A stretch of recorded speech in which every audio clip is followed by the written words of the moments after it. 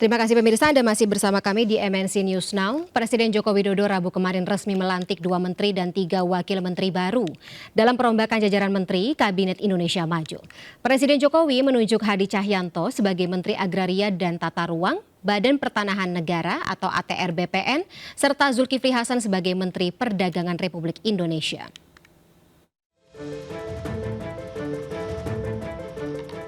Presiden Joko Widodo Rabu kemarin resmi melantik 2 menteri dan 3 wakil menteri baru dalam perombakan jajaran Menteri Kabinet Indonesia Maju Jilid 3 di Istana Negara.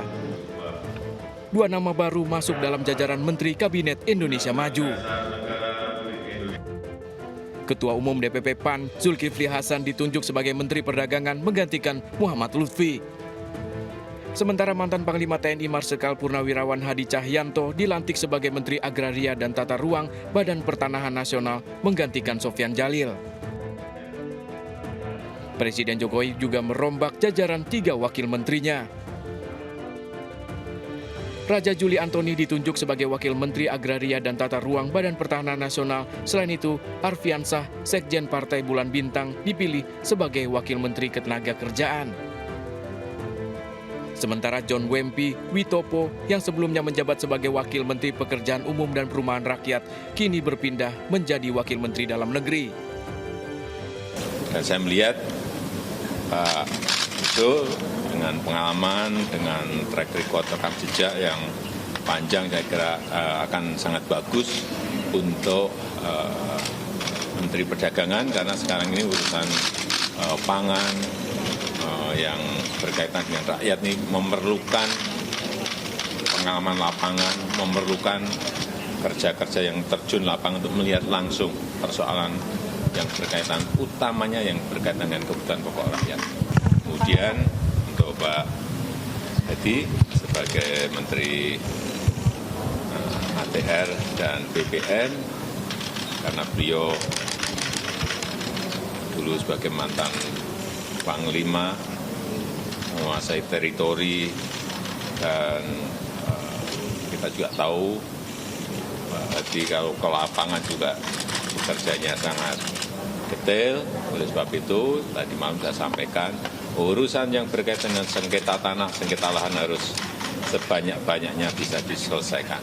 Yang kedua urusan sertifikat harus sebanyak-banyaknya juga bisa diselesaikan dan saya meyakini Pak Hadi memiliki kemampuan untuk itu.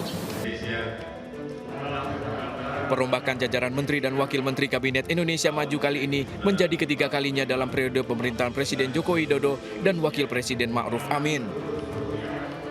Perombakan kabinet ini diharapkan bisa menyelesaikan sejumlah permasalahan krusial yang dihadapi Indonesia saat ini, diantaranya keterkaitan ketersediaan pangan serta kestabilan harga bahan pokok. Dari Jakarta, Tim Liputan iNews melaporkan. Ya, selain kursi menteri, dinamika reshuffle atau perombakan kabinet juga terjadi di kursi wakil-wakilnya. Sejauh ini, Presiden melantik 3 nama menjadi wakil menteri di masing-masing bidang. Wempi Wetipo sebagai Wakil Menteri Dalam Negeri atau Mendagri, Afriansyah Nur sebagai Wakil Menteri Ketenagakerjaan, dan Raja Juli Antoni sebagai Wakil Menteri Agraria dan Tata Ruang serta Wakil Kepala BPN. Selain melantik Zulkifli Hasan sebagai Menteri Perdagangan dan Hadi Cahyanto sebagai Menteri ATR dan BPN, Presiden melantik 3 sosok sebagai Wakil Menteri Kabinet Indonesia Maju di Istana Negara, Jakarta. Antara lain, Sekretaris Dewan Pembina PSI Raja Juli Antoni sebagai Wamen ATR BPN, mantan Bupati Jayawijaya John Wempi Wetipo sebagai Wamendagri, serta Sekjen PBB Afriansyah Nur sebagai Wamenaker. Meski begitu, masih ada sejumlah posisi wakil menteri yang belum terisi sebanyak 9 kursi. Contohnya, Wakil Menteri Koperasi dan Usaha Kecil serta Menengah, Wakil Menteri Perindustrian, serta Wakil Menteri Sosial.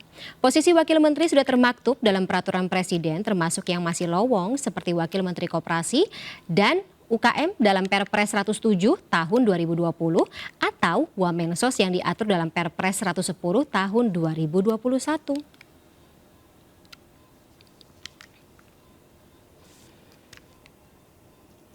Reshuffle yang dilakukan Presiden Joko Widodo dilakukan pada posisi Menteri Perdagangan dan juga Menteri Agraria dan Tata Ruang, Kepala Badan Pertanahan Nasional, serta 3 posisi Wakil Menteri.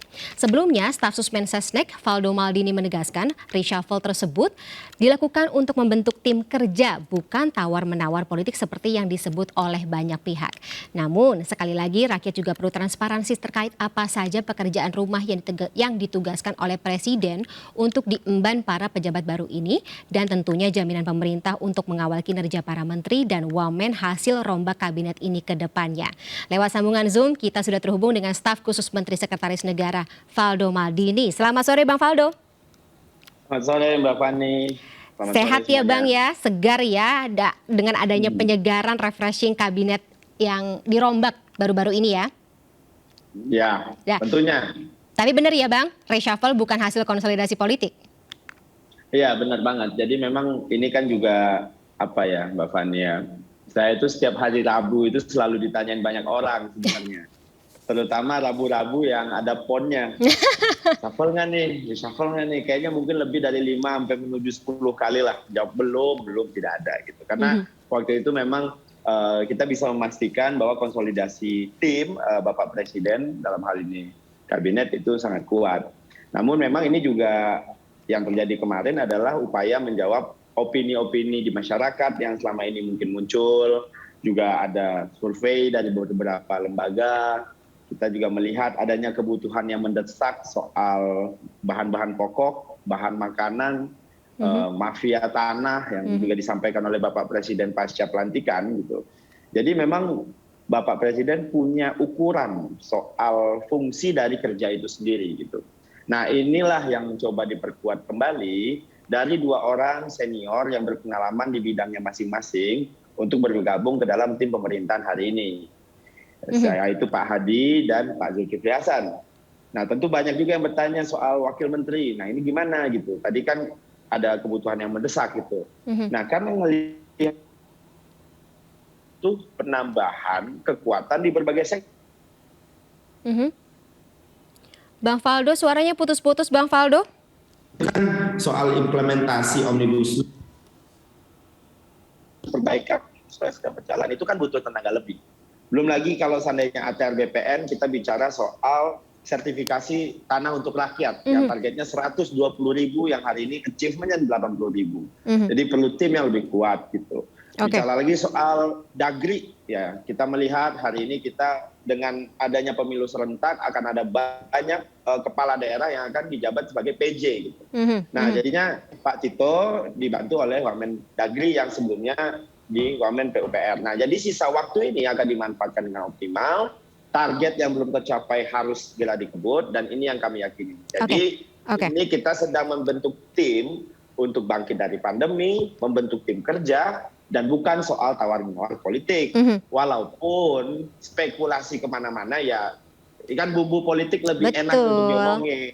Kan? Jadi kami kira mungkin kita lebih baik fokus ke masalah pemerintahan saja. Kira-kira begitu Mbak. Dari penjelasan Bang Valdo tadi banyak banget sih yang bisa atau jadi bahan saya bertanya karena ini sangat menarik. Tapi memang kalau bicara mengenai opini publik, kita tidak bisa menafikan opini publik tersebut muncul ya. Terutama ada foto-foto dan juga video para ketua umum parpol silaturahmi kepada Presiden tepat sebelum reshuffle dilaksanakan. Gak ada hubungannya Bang?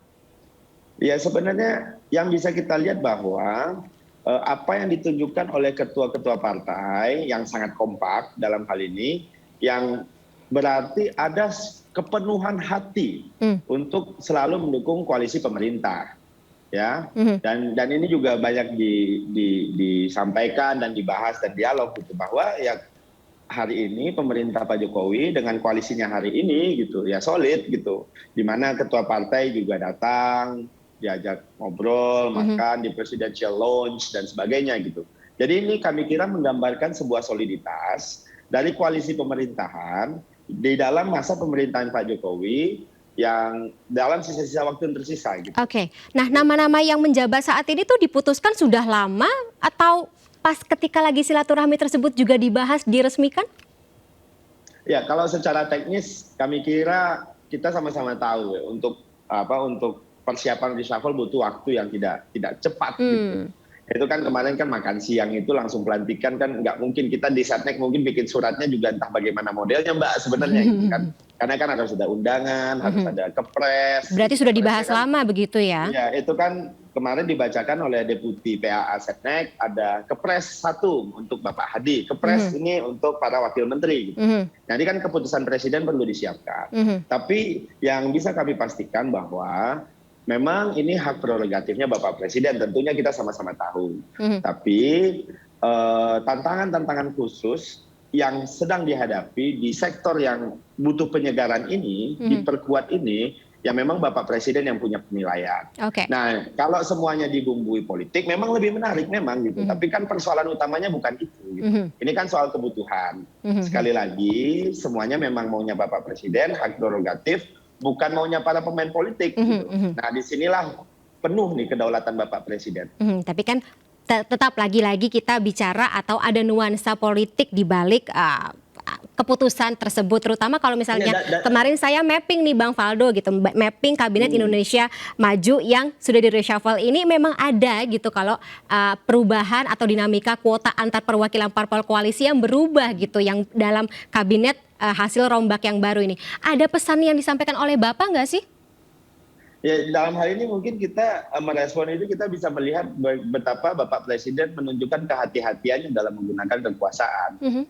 Karena kalau seandainya rakyat tidak merasakan manfaat, pasti semuanya juga harus siap-siap digantikan. Gitu. Tapi kan memang kepercayaan rakyat terjaga lewat kinerja. Nah ini mungkin yang sekali lagi perlu kami tekankan, dan Bapak Presiden memberikan kepercayaan kepada orang-orang yang dianggap oleh Bapak Presiden memiliki pengalaman. Nah jadi sekali lagi ini soal kinerja, ya mau dibumbui politik, itu hak prerogatif semua orang. Nah gitu pula lah, biar sama-sama punya prerogatif nih. Gitu kan? Ya, jadi karena yang pasti, yang bisa kami pastikan, ini adalah soal kerja. Bila berdampak dukungan terhadap kinerja Presiden dan pemerintahan, tentu kami akan mensyukuri hal tersebut. Tapi pekerjaan rumah ada yang spesifik nggak sih yang diminta oleh Pak Presiden untuk katakanlah Pak Zulkifli Hasan dan Pak Hadi Cahyanto terutama? Ya, misalnya untuk Pak Hadi, Mbak. Per hari ini kita melihat sebelumnya itu sertifikasi itu 45 juta, maaf. Nah, sampai hari ini sudah sampai 80 juta. Bapak Presiden pengen sampai 120 juta sertifikasi. Belum lagi kita berbicara soal mafia tanah, kita punya IKM, ya kan? Dan bagaimana banyaknya praktik-praktik yang dalam derajat tertentu aset itu penting sekali untuk dijaga. Karena itu yang kita punya kan. Setuju. Tanah yang dimiliki bangsa ini harus dikawal betul gitu. Nah, karena Bapak Presiden menyatakan bahwa Bapak Hadi sangat detail, berpengalaman dan sebagainya. Sebelum ini dia juga termasuk orang yang membantu Bapak Presiden sebagai komandan lapangan di GP Mandalika dan sebagainya, Panglima TNI gitu. Nah begitu pula dengan halnya Pak Zul yang dianggap memiliki portofolio yang banyak sekali sebagai seorang politisi, ketua partai, sering ketemu masyarakat, diharapkan untuk kasus bahan-bahan pokok yang berkali-kali disampaikan, bahan-bahan makanan yang berkali-kali disampaikan, yang terkait dengan ekspor impor, perdagangan luar negeri, dalam negeri, dan memenuhi kebutuhan dalam negeri.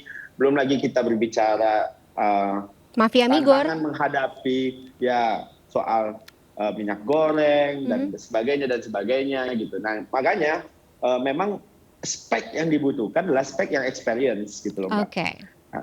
Ya, kalau saya butuh dibantu, dia akan dibantu kekuatannya karena memang lebih banyak. Jadi mendesak dan penting. Dan dianggap juga punya amunisi yang lebih matang gitu ya untuk melaksanakan atau menjawab pekerjaan rumah yang diberikan oleh Bapak, seperti itu ya? Ya, tanpa kita mengurangi rasa hormat kita kepada menteri sebelumnya yang juga sudah bekerja dengan keras, suami yang sudah bekerja dengan keras, tentu tantangan yang ke depan dihadapi dengan waktu yang lebih pendek, challenge lebih berat, memang harus kerja aja yang ada di pikiran. Jadi ya kita lihat mulai hari ini semua menteri langsung ke lapangan. Nah kita geser sedikit untuk posisi wakil menteri, Bang Faldo. Ada Raja Juli Antoni, Afrian Syahnur, John Wenti Wetimpo. Ini pemilihan nama-namanya juga terkait tadi amunisi yang diperlukan untuk mengerjakan pekerjaan rumah di kementerian terkait? Iya, memang soal wamen ini adalah soal fungsi yang mendesak dan butuh penambah kekuatan di berbagai sektor. Misalnya kalau kita berbicara soal ketenaga kerjaan, Hari ini dengan implementasi banyaknya peraturan, Omnibus Law, dan rencana perbaikan Omnibus Law, kita melihat aspirasi buruh yang selalu disampaikan. Betapa kemarin juga ada beberapa isu-isu yang terkait sama ketenaga kerjaan. Nah ini kan butuh tenaga lebih. Nah di sisi lain, untuk bagaimana caranya, makanya butuh wamen ketenaga kerjaan. Karena kemarin Bu Ida masih sendirian gitu. Nah dibutuhkan wamen ketenaga kerjaan. Nah di samping itu soal Wamendagri misalnya. Wamendagri ini kan kita tahu per sekarang bulan Juni. Per April kemarin saja itu kita Bapak Mendagri mempersiapkan sekitar 5 pejabat gubernur, 102 PJ kabupaten dan kota. Dan itu akan terjadi lagi nanti misalnya Aceh bulan Juni, Jakarta bulan Oktober, tahun depan banyak lagi. Ini kan konsekuensi dari keinginan kita untuk membuat pemilu serentak. Sehingga akan ada banyak pejabat sementara yang akan memimpin daerah. Tentu ini sebuah kerja besar, Mbak Fani. Sebuah kerja besar yang tidak mudah, sehingga butuh tenaga pendukung gitu untuk memperkuat gitu. Kalau misalnya bicara mengenai Pak John Wenti Wetipo sebagai mantan Bupati Jaya Wijaya, mungkin ada salah satu harapan yang juga kami harapkan ke depannya gitu, terutama untuk pelaksanaan pemilu 2024 agar bisa lebih terdistribusi lagi gitu untuk wilayah Indonesia Timur begitu, dengan adanya wamen yang berasal dari Indonesia Timur ini ada jaminan yang lebih kuat begitu ya, Bang Faldo ya? Oke, tapi yang juga jadi pertanyaan Bang Faldo, masih ada posisi wamen yang lowong, 9 kursi masih lowong dan sampai sekarang belum ditetapkan. Ini urgensi atau pertimbangannya kenapa Bang? Padahal kan sudah ditetapkan oleh Perpres. Ya, memang betul bahwa memang ada posisi wamen dibuka gitu, tapi tidak harus diisi. Jadi memang yang tahu kapan harus diisi atau tidak, yaitu memang lagi-lagi Bapak Presiden. Karena memang secara struktur badan hukumnya waktu itu peraturan yang dibuat adalah setiap kementerian itu memang dibuatkan wamennya, Mbak, dan itu diusulkan oleh menterinya. Nah, tapi perkara itu diisi atau tidak itu memang sekali lagi memang penilaian dari Bapak Presiden. Jadi yang tahu ini harus diisi atau tidak yaitu Bapak Presiden. Kalau seandainya mohon maaf gitu, kita menggunakan cara berpikir tawar-menawar politik kekuasaan diisi semua, gitu kan. Tapi kan ini kan secara fungsional kita lihat, ya kan. Ada wamen yang masih kosong per hari ini, ya berarti penilaian Bapak Presiden tidak dibutuhkan. Gitu, belum, tantangannya belum, masih kuat menterinya sendiri dibantu dengan Bapak Dirjen, Ibu Dirjen dan tim-tim yang ada gitu. Masih sanggup ya? Memang iya, maka sekali lagi kami berusaha betul menyampaikan bahwa ini fungsi dari kerja. Gitu. Oke, baik. Terakhir kalau begitu Bang Faldo, Kementerian ATR BPN ini hitungannya dirombak paling besar gitu. Menteri dan juga wakil menterinya sama-sama baru.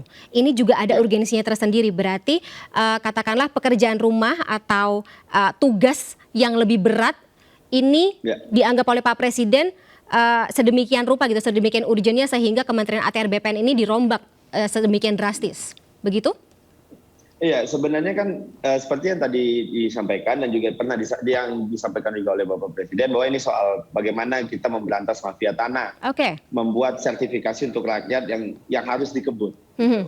Nah, Bapak Sofyan Djalil sudah bekerja dengan keras, kita sangat mengapresiasi, begitu juga dengan Bapak Surya Chandra. Nah, hari ini diharapkan dengan bergabungnya Pak Hadi, pendekatannya dengan latar belakang yang beliau miliki, tentunya harapannya ini bisa mengejar lebih cepat, lebih dari yang ditargetkan. Belum lagi kita berbicara IKN. Dalam setiap peraturan-peraturan Mbak Fani kita bisa lihat gitu. Semua urusannya itu pada akhirnya juga basicnya adalah soal bagaimana tanah yang ada di situ. Belum lagi kalau kita berbicara soal reformasi agraria, ini PR yang juga cukup besar, yang dihadapi oleh kita semua, bagaimana ini juga bisa berjalan dengan baik. Tentunya dengan orang-orang seperti Pak Menteri Hadi gitu, harapannya bisa mempercepat kinerja ini. Dan kalau untuk wakil menteri, di sana kan ada Bapak Raja Juli Antoni yang baru, dan ada Bapak Surya Chandra. Yang kalau kita ngelihat secara kepartaian, sama-sama dari partai yang sama. Ya, ini adalah sebuah bentuk refreshment juga dalam derajat tertentu, tapi di sisi lain memperkuat kinerja Pak Hadi, pasangannya itu yang bisa jadi itu yang dinilai oleh Bapak Presiden, yang cocok kombinasinya. Oke. Kira-kira Kalau begitu. kita bisa lihat secara logika sih komunikasinya atau transfer knowledge-nya lebih gampang seperti itu ya Bang Faldo ya. Ya.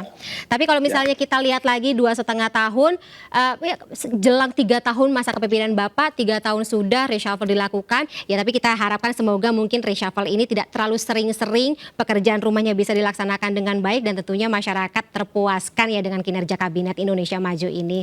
Bang Faldo, Terima karena kasih. durasi sangat sempit kita sudahi dulu dialog kita pada sore Terima hari kasih. ini. Kita tunggu bagaimana sepak terjang para pejabat baru di Kabinet Bapak. Terima kasih atas informasinya atau insight-nya. Sehat selalu, selamat sore, sampai jumpa. Siap, thank you. Dan pemirsa, kami akan segera kembali dengan informasi lainnya, tetaplah bersama kami.